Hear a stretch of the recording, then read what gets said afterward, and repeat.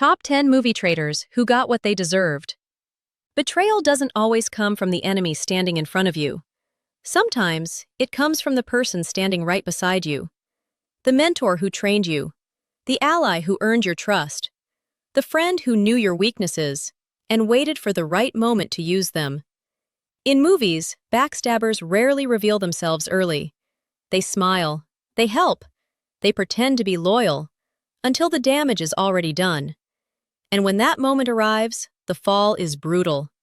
Because betrayal doesn't just break trust, it demands consequences. It goes up. Sometimes quietly, sometimes violently, sometimes in ways far more poetic than anyone expects. And when it does, there's no escape, no matter how clever, powerful, or untouchable the betrayer once seemed. Today, we're counting down movie characters who chose treachery and paid the ultimate price for it. Fair warning, loyalty dies here. And spoilers follow. Let's begin. Number 10. Jim Phelps, Mission Impossible. When Jim Phelps is first introduced in Mission Impossible, he represents stability, experience, authority. He isn't just another agent, he's a legend. A battle-hardened leader trusted by the IMF and respected by everyone under his command, especially Ethan Hunt. If anyone embodies loyalty, it's supposed to be him. That's what makes the betrayal hit so hard. From the start, Phelps plays the role of mentor perfectly. He guides Ethan through the dangerous maze of espionage, offering reassurance and direction in a world where trust is already fragile. When disaster strikes during the Prague mission, and the team is brutally wiped out, Phelps appears to be just another victim, presumed dead, another casualty of a cruel game. Except he isn't. Behind the scenes, Jim Phelps is the architect of the massacre. He didn't just betray his organization, he slaughtered his own team and framed others to protect himself. The man who once stood for duty becomes the shadowy traitor known as Job, manipulating events from behind the curtain. What makes Phelps especially dangerous is his intelligence. He doesn't rely on brute force, he relies on deception. He attempts to convince Ethan that the true mole is CIA Director Eugene Kittredge, twisting the narrative so convincingly that it almost works. Almost. But Ethan sees through it. The final confrontation aboard the high-speed TGV is where Phelps' illusion collapses. Desperate and exposed, he abandons any remaining pretense of honor. He hijacks a helicopter, murders his last ally without hesitation, and tries to escape with the stolen NOC list, still believing he's smarter than everyone else. That belief is his downfall. In a spectacularly ironic twist, the very technology and precision he trusted turn against him. A single calculated move sends the helicopter spiraling out of control, ending Phelps in a fiery explosion that leaves no room for survival. There's no redemption, no apology, no last-minute justification. Jim Phelps dies the way he lived his final days, alone, exposed, and defeated by his own arrogance. His punishment isn't just death. It's the erasure of his legacy. The hero he once was is replaced forever by the traitor he chose to become. In the world of espionage, betrayal is expected. But when it comes from the mentor you trusted most, the karma hits harder. Number 9. Alec Trevelyan, GoldenEye. In the James Bond universe, betrayal is dangerous. But betrayal between brothers in arms is unforgivable. Alec Trevelyan proves exactly why. Once known as Agent 006, Trevelyan starts as Bond's equal, a fellow MI6 operative, a trusted partner, a man who shares Bond's world of danger, sacrifice, and loyalty to crown and country. When he appears to die during a mission, Bond mourns him as a fallen comrade. That death is a lie. Years later, Trevelyan resurfaces, scarred, hardened, and reborn as the mastermind behind the Janus crime syndicate. His betrayal isn't sudden, it's calculated and fueled by resentment. The loss of his parents, victims of Britain's post-war decisions, festers into hatred. In his mind, the country he once served deserves punishment. GoldenEye becomes his weapon. By stealing the satellite and threatening to unleash a devastating EMP over London, Trevelyan plans to cripple the British economy and humiliate the nation that betrayed his family. What elevates this conflict beyond a standard villain plot is its emotional weight. This isn't just Bond versus a bad guy. It's Bond versus a former brother. Trevelyan knows Bond's instincts, his tactics, his weaknesses, and he uses that knowledge ruthlessly, setting traps designed not just to kill, but to humiliate. Exploding trains, rigged helicopters, psychological games meant to remind Bond that trust was his biggest mistake. But betrayal has limits. Their final confrontation atop the massive satellite dish is raw and personal. Trevelyan doesn't beg. He doesn't repent. Even at the edge of death, he clings to his justification, framing his actions as revenge rather than treachery.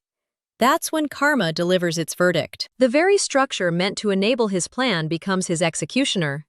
Trevelyan loses his grip, plunging to his death, crushed beneath the weight of his own ambition. It's poetic justice in its purest form. He wanted power over nations. He ended powerless. Alec Trevelyan didn't just betray Bond. He betrayed everything he once stood for, and paid for it with his life. Number 8. Elsa Schneider, Indiana Jones and the Last Crusade. Elsa Schneider enters The Last Crusade wrapped in intelligence, charm, and just enough vulnerability to feel trustworthy. She's not introduced as a villain. She's introduced as an equal, a brilliant archaeologist who can keep pace with Indiana Jones intellectually and emotionally. She helps decode clues, shares discoveries, and even sparks a romance that feels surprisingly genuine. And that's exactly why her betrayal cuts so deep. Elsa isn't reckless. She isn't impulsive. She's calculated. From the beginning, she plays a dangerous double game, aligning herself with whoever brings her closer to the Holy Grail. While Indy believes he's found a partner he can trust, Elsa is quietly feeding information to Walter Donovan and the Nazis, trading loyalty for proximity to history's greatest relic. What makes Elsa especially dangerous is her ability to justify herself. She doesn't see her actions as evil. She sees them as ambition, knowledge, destiny. In her mind, the Grail belongs to the most deserving scholar, not the most moral one. That belief allows her to betray Indy, manipulate his father, and hand over the Grail diary without hesitation. Even so, Elsa remains unpredictable. When Donovan reveals his own greed and disregard for the Grail's true rules, Elsa turns on him too. In the end, her loyalty isn't to Nazis, Indy, or even history. It's to herself. That's the tragic irony. She never truly belongs anywhere because she's always reaching for more. The final test inside the Grail Temple exposes this flaw completely.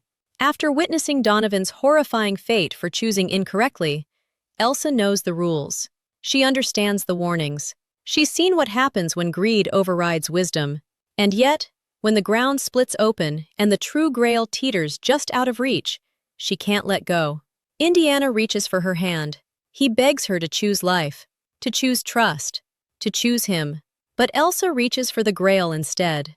That single decision seals her fate. She slips, falling into the abyss along with the prize she couldn't resist. It's not a violent death. It's not explosive. It's quiet, final, and devastating. A perfect mirror of her character. Elsa doesn't die because someone kills her. She dies because she refuses to let go. Her punishment is poetic. She betrays everyone for the Grail, and in the end, the Grail is what destroys her. Knowledge without wisdom. Ambition without restraint. In a film filled with villains, Elsa's betrayal hurts the most, because she was so close to redemption. Number 7. Captain Dudley Smith, L.A. Confidential. Captain Dudley Smith wears the badge, speaks with authority, and presents himself as the kind of man young officers are supposed to admire. On paper, he's everything the LAPD should stand for: disciplined, respected, and deeply entrenched in the system. In reality, he's one of the most dangerous traitors in cinema. Dudley Smith doesn't just bend the law. He breaks it, rewrites it, and weaponizes it. Beneath his calm demeanor is a master manipulator who runs the city through corruption, blackmail, and murder. He orchestrates massacres, controls criminal empires from the shadows, and eliminates anyone who threatens his power, including fellow officers. What makes Smith terrifying isn't rage or chaos, it's patience. He mentors younger cops like Ed Exley, testing their morals under the guise of professionalism. He pushes them to compromise, asking questions designed to see how far they're willing to go. Smith believes corruption isn't a flaw, it's efficiency. In his world, justice is whatever benefits him most. As the truth slowly unravels, Smith's empire begins to crack. His carefully constructed lies collapse under investigation, and the very men he once manipulated start turning against him. Yet, even in the face of exposure, Smith believes he can talk his way out. That confidence is his final mistake. The showdown at the Victory Motel strips away his power completely. No influence, no allies, no system left to hide behind. When Ed Exley finally confronts him, Smith attempts one last betrayal, offering information in exchange for his life, assuming the rules still apply. They don't. Exley pulls the trigger, ending Smith's reign permanently. Officially, the department spins the story to protect its image. But the truth is clear. Dudley Smith didn't die a hero. He died exposed, revealed as the monster he always was. His karma isn't just death, it's irrelevance. A man who controlled everything dies with nothing. No legacy, no loyalty, no redemption. Just the quiet collapse of a corrupt kingpin who believed himself untouchable. In a city built on lies, Dudley Smith becomes the biggest one of all, and the truth finally kills him. Number 6. Alexander Pierce, Captain America, the Winter Soldier. Alexander Pierce is the kind of man you're taught to trust without question. Calm, polished, authoritative. As a senior SHIELD official and longtime ally of Nick Fury, he represents order in a world built on chaos. When he speaks, people listen. When he gives instructions, they're followed. And that's what makes his betrayal so catastrophic. Pierce isn't a rogue agent or a desperate opportunist. He's a strategist, a believer. While the world sees him as a bureaucrat maintaining balance, Pierce is secretly Hydra's most powerful asset. A man who believes freedom itself is the problem. In his mind, humanity can't be trusted with choice.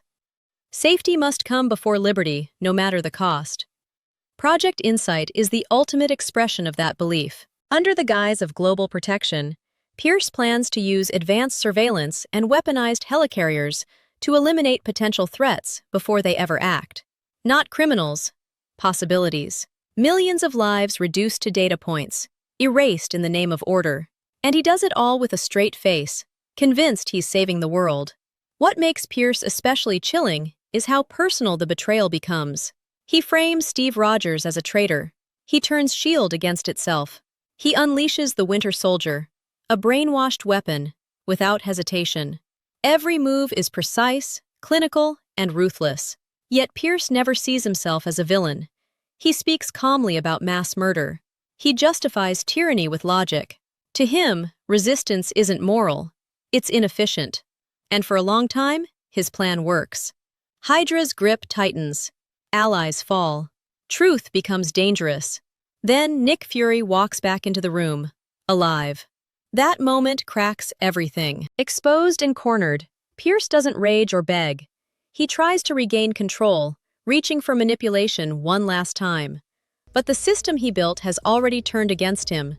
There's no dramatic speech, no redemption arc, just consequences. Nick Fury shoots him twice in the chest. Efficient, final, and symbolic. Pierce dies the way he lived, believing he was right, even as the truth proves otherwise. His karma isn't just death, it's failure. A man who tried to control the future is erased from it. His vision collapses, his ideology rejected, his name remembered not as a protector, but as a warning. Alexander Pierce didn't fall because he underestimated heroes. He fell because he believed control was the same as justice. Number 5. Cypher, the Matrix. It feels like a punishment. And slowly, resentment takes root. So he makes a deal. Cypher chooses illusion over truth, pleasure over reality, ignorance over responsibility.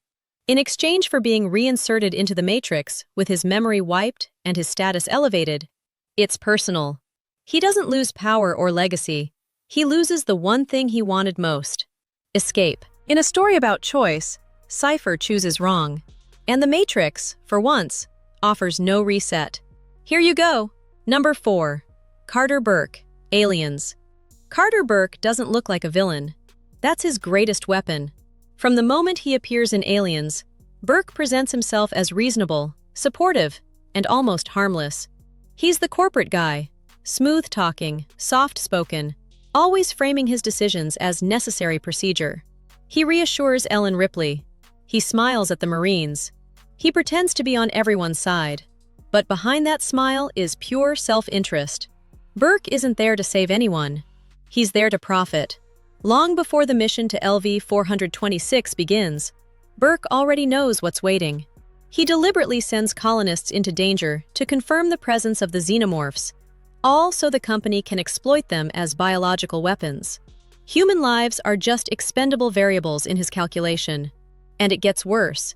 Once the mission spirals into chaos and the alien threat becomes undeniable, Burke doesn't reassess. He doubles down. Instead of warning the team, instead of prioritizing survival, he begins planning how to smuggle xenomorph embryos back to Earth, using Ripley and even a child as potential hosts. That's the moment his mask fully slips. When Ripley confronts him, there's no real remorse, just excuses, corporate language, justifications about company interests. Burke truly believes that if the numbers work out, the morality doesn't matter. Then comes the ultimate betrayal.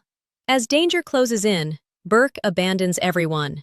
He locks Ripley and Newt in a room with facehuggers, hoping to use them as incubators while he escapes. It's cowardice layered on top of greed. A man willing to sacrifice anyone to save himself. But betrayal never goes unnoticed. The Marines expose him. His authority evaporates. His allies vanish. And when chaos finally consumes the facility, Burke runs. Alone, panicked, stripped of protection. We never see his final moments clearly. We don't need to. His screams echo. The implication is unmistakable. The very creatures he tried to control drag him into darkness. Number 3. Saruman, the Lord of the Rings, the Return of the King. Saruman was meant to be Middle-earth's greatest protector. As the leader of the wizards, he was entrusted with wisdom, restraint, and responsibility. His role wasn't to dominate, it was to guide. To resist darkness, not serve it. But Saruman didn't fall suddenly.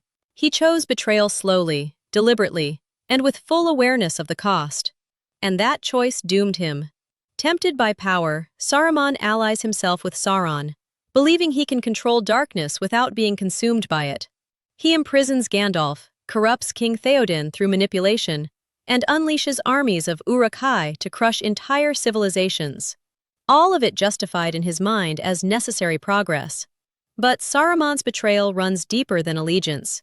Even as he serves Sauron, he secretly plots against him, dreaming of claiming the One Ring for himself. That double treachery, against good and evil, reveals the truth. Saruman isn't loyal to any cause, only to power. And power eventually abandons him. When the Ents destroy Isengard and flood his fortress, Saruman loses everything he built. His armies fall. His influence evaporates. And still, he refuses redemption. When offered mercy, he chooses pride. That refusal seals his fate. Stripped of authority and imprisoned in the ruins of his own industrial nightmare, Saruman is finally exposed. Not as a dark lord, but as a small, bitter figure clinging to relevance. His voice, once commanding, becomes venomous and desperate. In the end, it's Wormtongue, the servant he abused and manipulated, who turns on him. Saruman is stabbed, his body falling from the tower he once ruled, impaled and drowned in the machinery he created. It's poetic in the cruelest way. Saruman isn't killed by heroes. He's killed by consequence. His punishment isn't just death. It's humiliation. A wizard who sought godhood dies powerless. A strategist undone by his own schemes. A betrayer crushed beneath the weight of his ambition. In Middle-earth, betrayal always has a price. Saruman paid it in full. Number 2. Scar, the Lion King. Few movie betrayals are as unforgettable, or as personal, as Scar's. He isn't an outsider. He isn't a rival king from another land. He's family. The younger brother of Mufasa, living permanently in the shadow of a throne he believes should have been his. From the beginning, Scar's jealousy is quiet but poisonous. The birth of Simba doesn't just delay his chance at power, it erases it. And instead of challenging Mufasa openly, Scar does what true traitors do best. He waits, manipulates, and plans. Using the hyenas as disposable muscle, Scar lures young Simba into a gorge and triggers a deadly stampede. When Mufasa dies trying to save his son, Scar delivers the final betrayal. Not with claws, but with words. He convinces Simba that the tragedy is his fault, shattering the cub emotionally and forcing him into exile. With the rightful heir gone, Scar crowns himself king, but betrayal rots everything it touches. Under Scar's rule, the Pride lands decay. Resources vanish, hunger spreads. The hyenas he empowered turn from allies into liabilities. Scar gains power but loses respect, and eventually, control. When Simba returns as an adult, Scar's web of lies collapses instantly. Exposed before the Pride, Scar does what he always does. He shifts blame. He begs. He points fingers at the very hyenas who helped him rise. That final betrayal seals his fate. Number 1. Commodus, Gladiator. Commodus' betrayal doesn't happen on a battlefield. It happens in an embrace. As the son of Emperor Marcus Aurelius, Commodus believes the throne is his birthright. But when his father chooses the noble General Maximus as successor instead, Commodus's fragile ego shatters. In that moment, love turns into resentment, and resentment turns into murder. He suffocates his own father, stealing the empire with trembling hands. From there, Commodus rules through fear, spectacle, and blood. He orders Maximus's execution, slaughters his family, and turns Rome into a circus designed to worship him. He doesn't want to lead, he wants to be adored, to be seen as a god among men. But power doesn't make Commodus strong. It exposes how weak he truly is. Obsessed with image, Commodus enters the arena himself, desperate for validation. Yet even then, he cheats. Before facing Maximus in the Colosseum, he secretly stabs him, hoping to guarantee victory. It isn't enough. Despite the wound, Maximus defeats him. Commodus dies in front of the crowd he craved approval from, and the silence that follows is deafening. No mourning, no honor. His body is ignored as Rome turns away. That is his true punishment. Commodus betrays family, empire, and honor for power. And in return, history erases him. No glory, no legacy, just the ultimate Roman judgment. Forgotten. Betrayal always comes with a price, but not everyone pays it the same way. So now we want to hear from you. Which of these movie backstabbers do you think got the most satisfying karma? And is there a traitor we missed who deserved an even harsher ending? Drop your thoughts in the comments below. And if you want more deep dives into movies, villains, and unforgettable endings, make sure you subscribe so you don't miss what's next. We'll see you in the comments!